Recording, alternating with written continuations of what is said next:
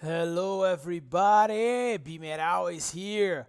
Welcome to another edition of the weekly heavy metal album review.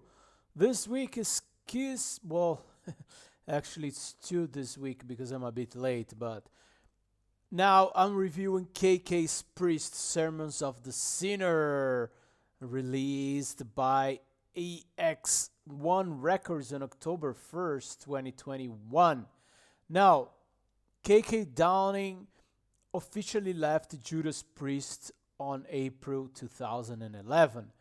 Then in 2019, he performed Judas Priest classic songs live with former Judas Priest singer Tim Ripper Owens, who, of course, we all know replaced Halford in the 90s and then also got kicked out for Halford to return.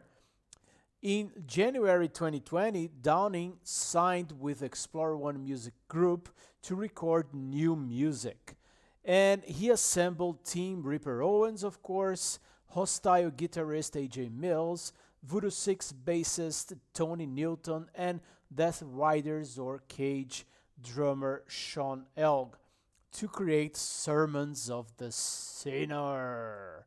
Now, KK's Priest Sermons of the Sinner features 10 songs, one being a short intro, and clocks in total at 50 minutes. The 1 minute intro incarnation gives it away to the blasting Hellfire Thunderbolt song, which is basically, to my opinion, an Accept song. It really sounds like Accept, and that's not a bad thing. Of course, I love Accept as well. It's a fast, tempo, straightforward traditional metal track. KK's Priest sound like Judas Priest, of course, but the interesting thing is that they also sound modern, and so in a way it resembles more Primal Fear than old Judas Priest. It's kind of a funny paradox, since Primal Fear, of course, themselves are a Judas Priest homage. Now, Ripper Owens shows that he is known for with powerful vocals and going for the high notes.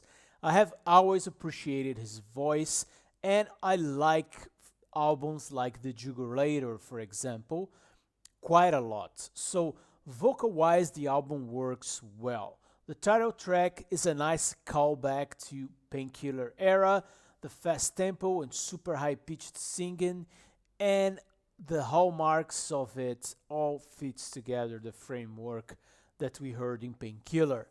Then we have Sacerdote e Diablo.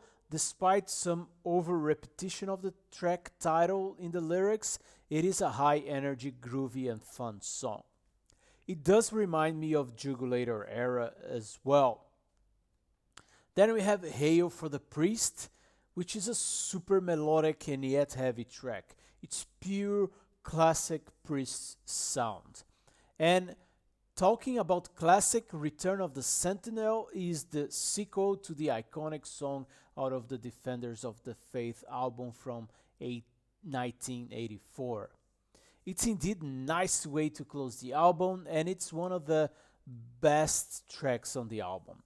Obviously, being familiar with some of the riffs and melodies, as they are variations of the original song, helps a lot for you to appreciate the song faster than the other ones. It is also a proggier version of the classic song. It goes to 9 minutes with some acoustic passages and tempo changes, which creates a more dynamic song than the original one.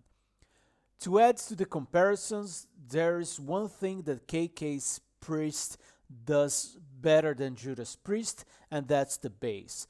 Much more interesting bass lines and moments where the bass is high on the mix all gives this different flavor. Also, the guitar solos are top notch throughout the album, and the production is typical clear modern metal. Now, if I'm being picky here, the lyrics are just awful. I mean, how old are those guys? These are lyrics from teenagers in the early 80s. I think Wild and Free, for example, lyrics probably came from under their grandkids that they asked to help out with the album. I don't know. The other thing is, I know that KK Downing is part of the birth of heavy metal, but there are so many cliches in this album that even if coming from him, doesn't go down very well. Metal Through and Through, for example, is pretty much a Manowar song, specifically Warriors of the World United, but it's worse and longer. And then Brothers of the Road is the modern version of Born to Be Wild. Those are just two examples that bother me the most, but indeed, overall, there's a lot of cliches on this album. I'm totally down to listen to some of those tracks live while they mix them up with some classic Judas Priest songs. Especially with this lineup, they bring back some songs that are never played by Halford and the official Judas Priest. And then, of course, I'm talking about songs from the Jugulator album, for example. But other than that, I'm not sure I will be going back to this album very often. For those reasons, it is still a decent album, so I'm giving it 77 out of 100, but really, it's a borderline to be a good album. It's fun, it's nice, so check it out for yourself and make up your mind. Thank you for being here, for listening, and BeMetalways.